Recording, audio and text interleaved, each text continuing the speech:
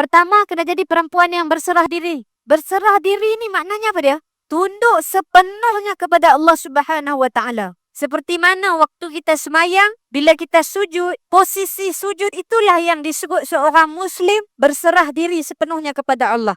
Cuba perhati, bila kita sujud tu kan, kalau kita mengaji ilmu fiqh, dia ada apa? Dia ada 7 anggota sujud, betul tak? 7 ni puan-puan, bila ditempelkan di sajadah, itu makna dia apa dia? Ini posisi yang kita lock, dia panggil. Posisi yang kita tak boleh buat apa dah kalau sujud tu, kan? Lalu ulama kata inilah posisi orang yang disebut sebagai muslimah. Bila dia tunduk, dia sujud, tak boleh buat apa dah. Akhirnya berserah kepada Allah Subhanahu Wa Taala. Itu makna muslimah.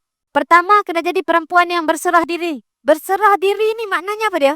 Tunduk sepenuhnya kepada Allah Subhanahu Wa Taala. Seperti mana waktu kita semayang, bila kita sujud, posisi sujud itulah yang